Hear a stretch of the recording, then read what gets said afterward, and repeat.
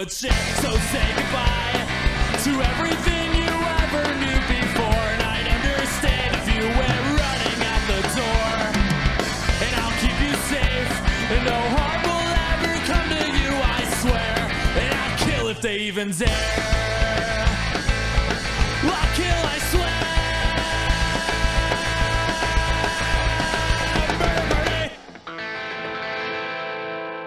Your Highness, how you doing? Boo, your hair looks really like a cockatiel right now. Oh, very nice. Thank you. And a little bit 80s. I'm really sorry, but I looked I'm going to change it. Did you do I'm not something gay different? Like that. No. Did you Shut up. Did you push Leave your it. headphones No. and then do Leave like me a alone? I just took my headphones off. Now I'm fixing my hair. Is it better? Yeah. Is it better? Okay.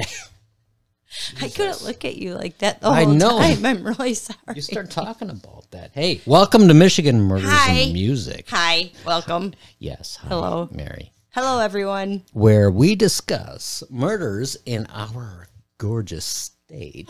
And then after we get done talking about these murders and all the details, we Leave you with a happy ending and on a good note. Yeah. Yeah.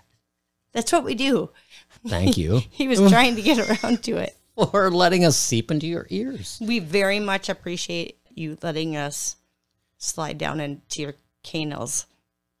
Your canals. Your anal canals. Your anals. Yes, that's where we listen. Yeah. You listen from the cackles of your heart. Mm-hmm. You get there through your canals in your ear. Oh. Your rear. So we have new listeners. We do. I'm going to start. Okay. Little Yesh and the Boss. Ooh, we have Garrett Nessel. Daniel Margic. DJ Nevo. Jen Lee. Cosmic Sands, Michigan. Old school. We're going Katie Trollard. Oh, nice. I would like to give a explicit content. Wait a minute. I know. The third person in this room is wandering around. I know. She need to go outside. Nope. I think she's just going to whip that piece of paper in circles again. Okay. I'm a little You concerned might hear about some that. paper in the background. That's just Bianca being Delano. It's fine. Here is our explicit content warning.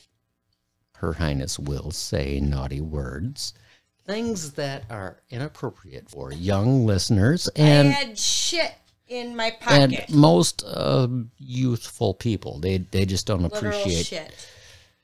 naughty words, and it's very offensive. Oh, God. in it's addition to so that, offensive. I have an anecdote.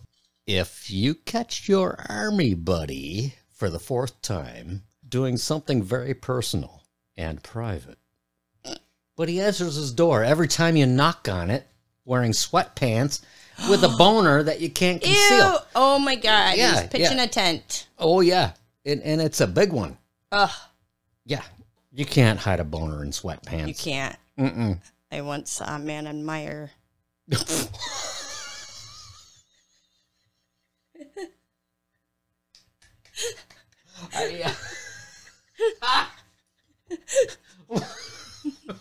Okay.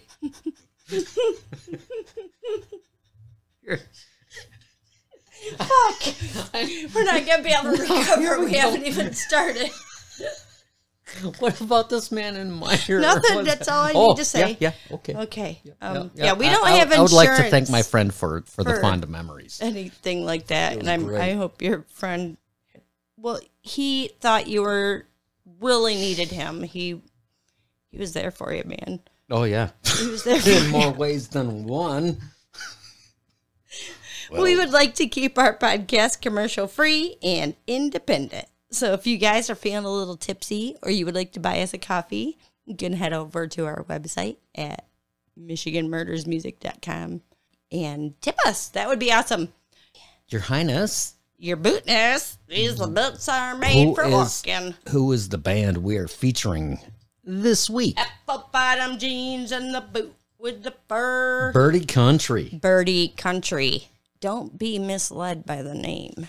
Yeah. folks. This Yeah. is not country music. It's not country. It's not your everyday country. It's Definitely country not heavy as on the in cunt a at all. place.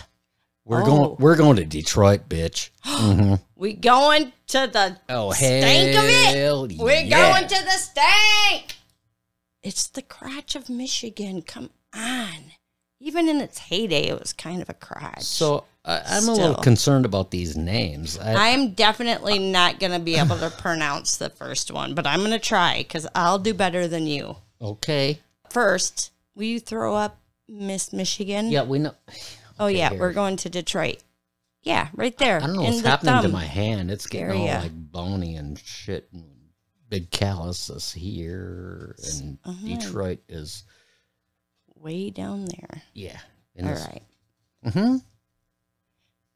Chantrianus. Chantrianus? Chantrianus Barker. MDOC number 287894. She's currently residing at the Huron Valley Women's Complex, a.k.a. Huron Jail. Mm-hmm. Corey Davis, Department of Corrections number 243871. Released to a mental health institution or justice agency 62501. Okay. This one, I swear to God, I don't know if it's a typo or not because it was in the court papers like this. Itchard Odin. Not Richard. Ichard. Ickard. I could not find him in Otis. Dude, under that, I found a Richard Odin, but the dates didn't match. When I was pre-reading this, proofreading, You whatever thought I you want to fucked call up it. the name, didn't you? No, it just, nothing made sense because all these names were, it was like reading a different language. It's Okay, like, what the fuck is this? My first draft was a little rough today. No, but that's not the point. And That's lastly, these we names. have Jason Henderson. Oh, thank you, God. Oh my for God. a decent So name. 2 out of the 4 names are different. You can't handle it? You can't handle it? Jason Henderson, 344474. He's hanging out at the G. Robert Cotton Correctional Facility.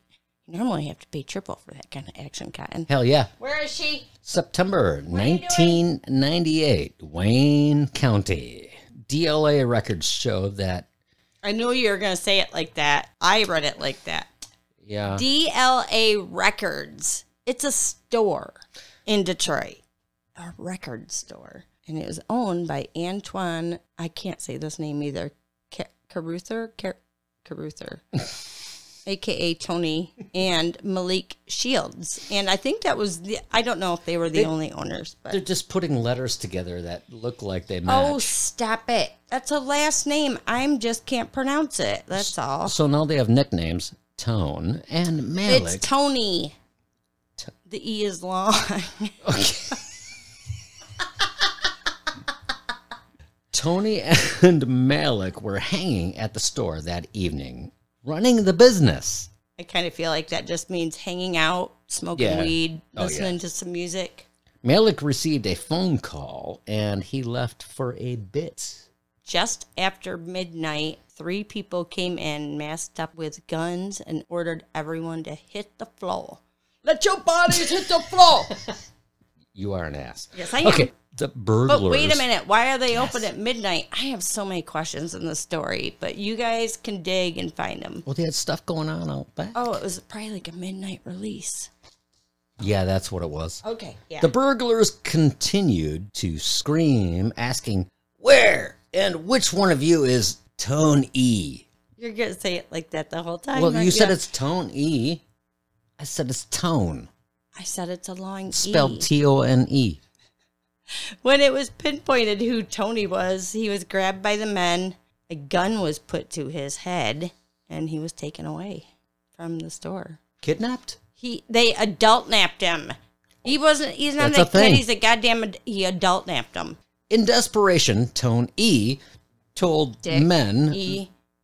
that there was $18,000 in the ceiling. I'd run, 18,000. dude, if they told me there was 18 grand back in the ceiling and I was kidnapping them, getting ready to throw them in the van, I'd go back in there and snagged that 18 grand. Now, once I got them in the van, I'd take didn't. that sweet ass down by the river and take None of the men wanted to go back in to find out, which is odd, because the reason that they even chose DLA records was rumors of money. There supposedly was drug money, lots of drug money.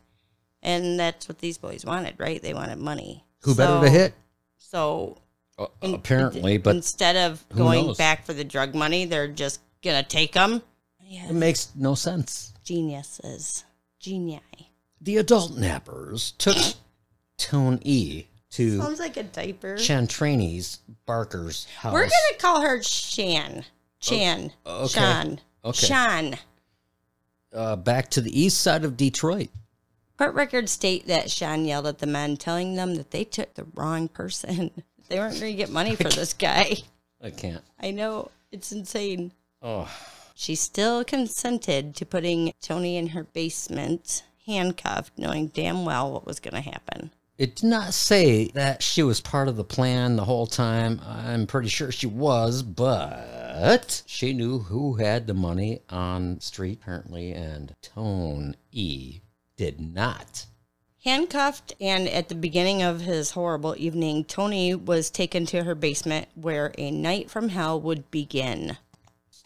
The three men started torturing and beating Tone E in pretty cringeworthy ways to get phone numbers out of him and to find out where more money was.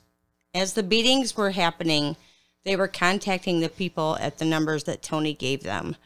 They would call the number and have Tony beg for ransom money when they answered.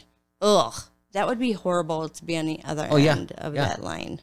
Well, and we'll find out what happened pretty soon here. Around 1 a.m, he reached his girlfriend, Venus. It's a planet. His girlfriend is a planet? Okay, at this point, he had been putting up with the beating for about an hour. He quietly begged for her help. Then the phone went dead. I would be fucking mortified if I just heard you being like, honey, help. They took me. They beat me up. They're beating me up. Yeah. Moments later, Venus's phone would ring again. This time, the call was a voice from a stranger demanding $100,000 if she ever wanted to see Tony alive again. That's not funny. Boot was doing the Austin Powers thing. Yeah, $100,000. That's why I giggled. It gets more entertaining when it gets talked down to 10. But so Venus was able to keep them on the phone for a few minutes. She could hear Tone E. I hate you for saying it like that every time. Stop it. Okay. Tony. Just put a Y. Is it that fucking hard? I'm not the one who spelled his name like that. Where's the clicker? You're being naughty. Okay. Venus was able to keep them on the phone for a few minutes. She could hear Tony being hurt. She begged for his life, told them they sorry, baby. Don't have that kind of money. She actually talked them down from $100,000 to $10,000. How? And that's what she could come up with.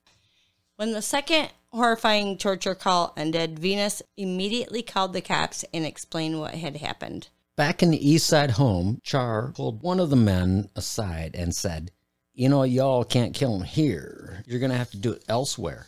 You're going to have to take him out of here and kill him. And at one point, Shan said the men were using hot quarters and cigarettes to burn him. You know, that's just disgusting.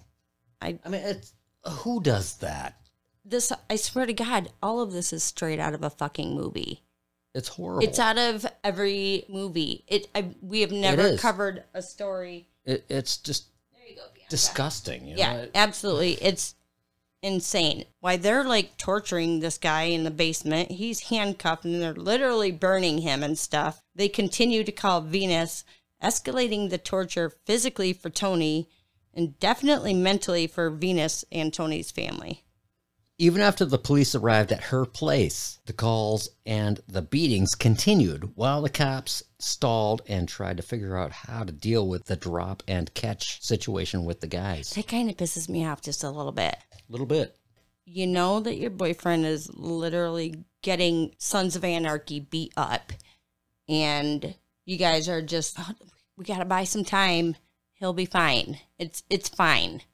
We need to figure this out. No! Right. Move now, motherfuckers. So now Tony's mom gets involved, who owned several small businesses and helped Venus get the money together while the cops figured out their exchange plan. Finally, after 6 motherfucking hours That's a of long phone time. calls, knowing her boyfriend was being beaten and tortured, the cops finally came up with a plan. I don't know why on earth it took so long, you guys, but it did. Yep. I don't know if it was fully the cops or if the adult nappers were part of this situation, but So now morning's 6 coming around. fucking hours she knows that he's being tortured. The adult nappers agreed to meet Venus at 8 a.m. at Church's Fried Chicken on the west side of Detroit for the money. Church's Fried Chicken. It's the best fried chicken in Detroit. They said they would drop Tony off also a few miles away at an intersection. I feel like that's not how drops go. Well, I hand you this, you hand me him. It's an exchange. Yeah. It's like we do with you prisoners of war. take the pipe, I hand you the lighter. It goes like that. You don't drop them off a few miles. That doesn't sound like a good plan to me at all. This is not a good plan. No, sir. So cops I don't like it. Put all kinds of undercover dudes in the area for protection and to catch these guys. They also had enough time where they could record the serial numbers of the money that they came up with. So if something went wrong, which, as we know, commonly does with the cops. Oh, did I just say that right out loud? Then they had serial numbers for tracking purposes. This is great, Your Highness. What? One of the cops thought quickly on his feet and went into the kitchen place, whatever that chicken place is, and showed his badge and just started sweeping the floor like he worked there. He had the best view of the entire situation. Those people had a story to tell forever. Oh, one night, a cop came in and flipped his badge open and grabbed a broom and just was like, "Shut your face. I need to be here. Shit's going down. Shit's going down. Shut up." And he just started sweeping the floor like you do when you're being nosy watching our neighbors. Just start sweeping the front porch for no reason. Yeah. Well, the front porch needs to be swept. He had the best damn view of that transaction, though. Oh. When the time came, Venus did not even get out of her car. She just rolled down her window and she threw the bag with the money in it and she drove away. When Venus got home, probably freaked out, most likely. Oh, my God. She got another ransom call saying, "Why are you playing with me? You must want this N-er dead." N-word. First off, you just dropped money off. You're freaking the fuck out. And then she gets home and they're, "Bitch, you didn't drop the money off." Why didn't you drop the money off? She's like, "I did just drop the money off. This is where it is." Well, she's dealing with incompetent people. And they weren't watching, weren't paying attention. They're probably playing on their phones. And they didn't see her drop off the money. The bag had fallen behind a concrete thingy boot. That's why they didn't. They're men. She probably said it's 1 inch to the left of the concrete. And they were like, "We don't see it. Where is it?" Yeah, don't look for it. Oh my God, don't turn just a little bit. Move your eyes around. So the bag had fallen behind the concrete thingy and they couldn't see it. So when they called the second time, she was like, "Dudes, this is where I put it." They went back a second time because, they're smart. Of course they are. They didn't think about the fact that there might be police involved in this at this point. No. And so the undercover police saw the two men approaching the drop money again. They found it this time, and then they successfully arrested him. I want to think it was the cop in the chicken shack that just hopped out with his broom and was like, "Gotcha! I'm not a chicken shack worker. Dude, that's fantastic. I'm a cop." That he did that. Handcuffed. Nabbed, bitch. The car they drove was searched thoroughly. Sadly, only blood was found in the trunk of the car. Tony was not there. Hopefully he was actually let off at the drop point. They were not giving up hope yet. We are going to back up in the story to around 4 a.m. While they were still working on a deal with Venus over the phone, the men were torturing Tony with bleach over his head in the basement, over his open wounds. Then they put Tony in the trunk of the car, severely beaten and most likely unconscious. I don't know that for sure. That's just my opinion. The men drove him to an abandoned area of factories, which could be darn near anywhere in the Detroit area. Oh my God, we've driven through there. There's so many factories. Oh my God. I mean, Detroit. We built that city on rock and roll factories. Yeah.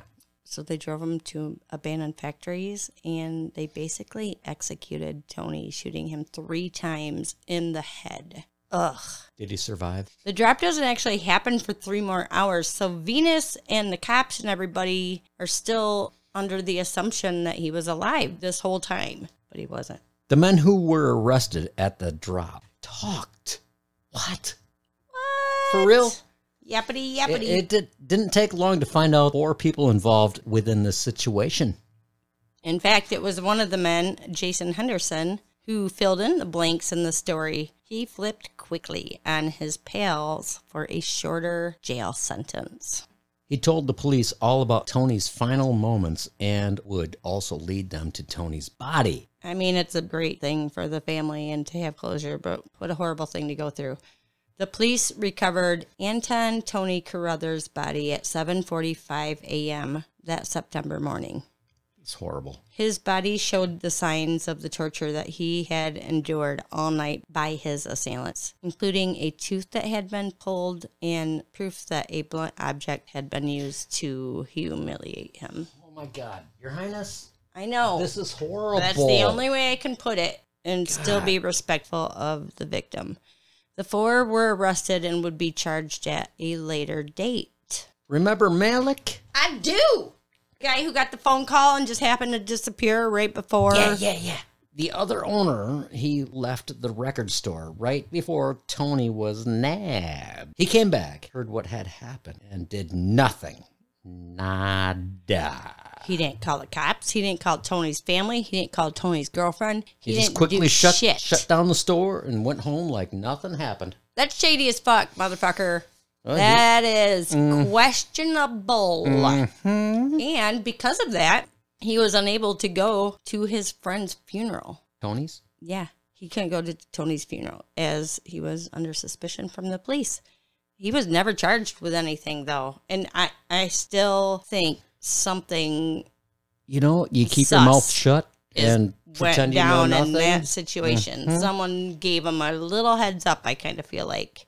Oh, here we go. In a crazy karma turn of events, Malik would soon later be shot down while driving his Range Rover on the expressway. It was a drive-by shooting, and he was killed. Well, Malik could have saved Tony from some torture. He chose not to. And in the end, he got what was coming to him. That's how it works. Dude, I get both sides. Keeping your mouth shut, but I'm not one of those, I'm not a keep your mouth shut kind of person. Do I have to really say? I think you guys might know that. Do I have to say Itchard? You do. Okay. Absolutely. Corey Itchard. And... Shantianese. We're all convicted of murder. Shantianese. With life sentences. None of them reside in the same jail, although all of them are jailed in our beautiful state. Left behind was Venus and Tony's family. The couple had 1 child together, a little boy, and Tony had 2 more boys from a previous relationship. I'm sure it was a great loss to the entire family. It's horrible. Chan went to prison, leaving her 14-year-old son, D'Angelo, to be cared for by his father and others. What do you mean others? You know, family members. Uncles? I don't know. Oh. It just said others, and I just went with it. Okay. I can't leave you with that because, Boo, there is more to the story. When when C went to jail in 1998, she was pregnant. Yes, sirree. She was pregos. With a baby. With child. Bun in the oven. Baby. She went into labor at the jail and was taken to the hospital, but returned to the jail 2 hours later. Boo, you might not know. It's kind of common. Women, they think they're going into labor. They get to the hospital. Hospital's like, girl, you've got hours yet. Go home. Come back later. Dude, when I have to go poop really bad, It's not it like the same. starts poking out. Every woman is cringing at you right thing. now because no, it's not the same. Oh. Anyway, so she gets back, and when her labor pain intensified, and despite like her co-jail people. So it's called a false labor? It wasn't. No, it wasn't. Oh. Sometimes it is a false labor, but when her labor pain intensified, guards didn't react in a timely manner. Manner. Yeah, that too. You can say the next one. At the same age her son was when she was arrested, 14 years old. Chelsea Barker's life had been lived severely impaired. She had been lacking oxygen when Chan gave birth to her, causing brain damage. Yes, because they didn't take her back to the hospital in time. That's horrible. It's awful. Wayne County agreed to an $8 million settlement in favor of Chelsea. In all actuality, her mom went to court for her, I believe, but the county was accused of violating the girl's civil rights under Roe versus Wade. Roe v. Wade. The officers had sufficient warning to get her out of the jail and did not get her the care prior, during, or after birth. Chelsea needs 24/7 care. The money will go toward her needs. She has been raised by her guardians and since has survived quite nicely. Your Highness. What? I love you. An asshole. So that's our story. That was a weird ending. Sorry, everyone. I just kind of... Just petered out. Just limp-dicked it out of well, there. Here we are. Do we have a happy ending? We do have a happy ending. Oh, my God. And we need one really bad. Who are we featuring? We're featuring a band called a dog? Birdie Country. Birdie Country. I'm so excited, you guys. They are going to be playing Something shows good. soon. Birdie Country is Matthew Clark on vocals and guitar, Taylor Robita backing vocals and guitar, Sam Bonnet lead guitar, Trevor McGarry bass and backing vocals, Jacob Gagney on drums. They actually have upcoming shows this December 2022 on December 3rd, Your Highness's birthday. They're going to be in Flint. And on December 9th, they're going to be in Grand Rapids at the Pyramid Scheme. And again, it's 2022. Go to their website. You can buy their music on bandcamp.com. Go to bandcamp.com. Type in Birdie Country. Offer a couple of bucks. I paid them $5 for the song because I happen to believe they deserve it. This is Birdie Country with their song Makeup.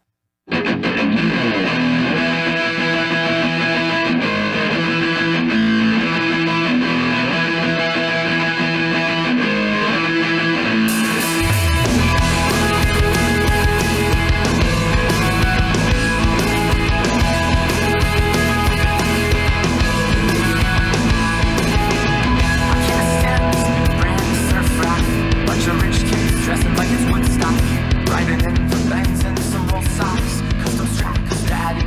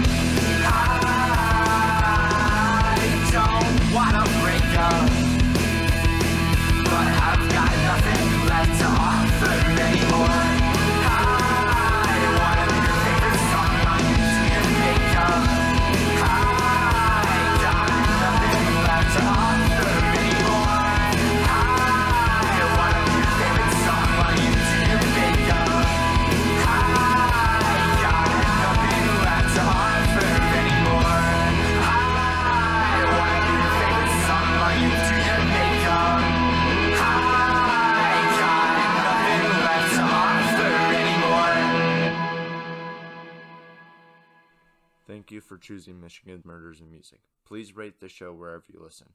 Michigan Murders and Music is produced by The Boots. Episodes are researched and written by Your Highness. Edited by Your Highness. Views and opinions are the sole stupidity of us and us alone. Don't blame others, please. Listening to this podcast could quite possibly cause major problems to your earballs and definitely will mess up your kids.